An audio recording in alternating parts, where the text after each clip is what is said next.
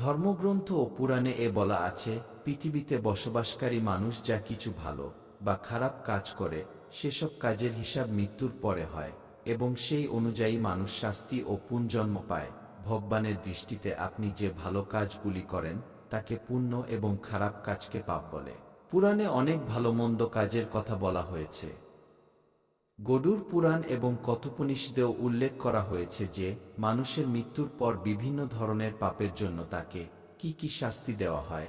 আবার গরুড় পুরাণে উল্লেখ আছে যে মানুষ পৃথিবীতে যত পাপই করে সেই সব পাপের জন্য সে পালাক্রমে বিভিন্ন শাস্তি পায়। যমের ন্যায় বিচারে কোনো পাপের শাস্তি এড়ানো যায় না। গরুড় পুরাণে বলা আছে যে যারা ব্যভিচারী সম্পর্ক রাখে তাদের গরম লোহাকে আলিঙ্গন করতে হয়। যে পুরুষ তার গোত্রের কোনো নারীর সাথে সম্পর্ক রাখে তাকে নরকের অত্যাচার সহ্য করে হয় না বা গিরগিটির গর্ভে জন্মাতে হয়। যে ব্যক্তি কুমারী বা অল্পবয়সী মেয়ের সাথে যৌন মিলন করে তাকে নরকের কঠিন অত্যাচার সহ্য করে অজগরের গর্ভে জন্ম নিতে হয়। যে ব্যক্তি লালসা দ্বারা পীড়িত হয়ে তার গুরুর স্ত্রীর সম্মানকে অপহরণ করে সে বছরের পর বছর নরকের যন্ত্রণা ভোগ করে গিরগিটির গর্ভে জন্ম নেয়। যে তার বন্ধুর সাথে বিশ্বাসঘাতকতা করে এবং তার স্ত্রীর সাথে পরকিয়া করে তাকে যমরাজ গাধার গর্ভে জন্ম দেয়। কিন্তু ব্যভিচার ও প্রতারণার চেয়েও বড় পাপ আছে যার শাস্তি আরও কঠোর। মহাভারতের সময় একজন মানুষই এমন পাপ করেছিলেন, কিন্তু আজকাল অনেকেই এমন পাপ করতে শুরু করেছে। জেনে নিন সেই পাপ কি এবং তার শাস্তি কি। ভগবান শ্রীকৃষ্ণের দৃষ্টিতে সবচেয়ে বড় পাপ হল ভ্রূণ হত্যা।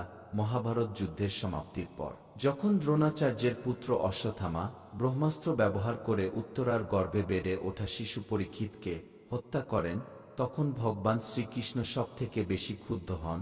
শ্রীকৃষ্ণ সেই সময় ঘোষণা করেছিলেন যে অশ্বত্থামার পাপ সবচেয়ে বড় পাপ, কারণ তিনি একটি অনাগত শিশুকে হত্যা করেছিলেন।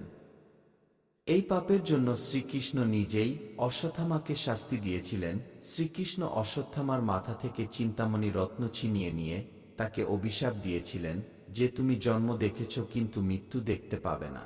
অর্থাৎ যতদিন ব্রহ্মাণ্ড থাকবে ততদিন তুমি বৃদ্ধ হয়ে পৃথিবীতে বেঁচে থাকবে এবং কষ্ট পাবে।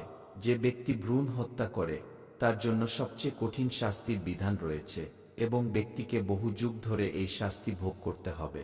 তো বন্ধুরা, আজকের ভিডিও আপনাদের কেমন লাগলো অবশ্যই কমেন্টে লিখে জানান। ভিডিও ভালো লাগলে লাইক, শেয়ার, সাবস্ক্রাইব করুন। ধন্যবাদ।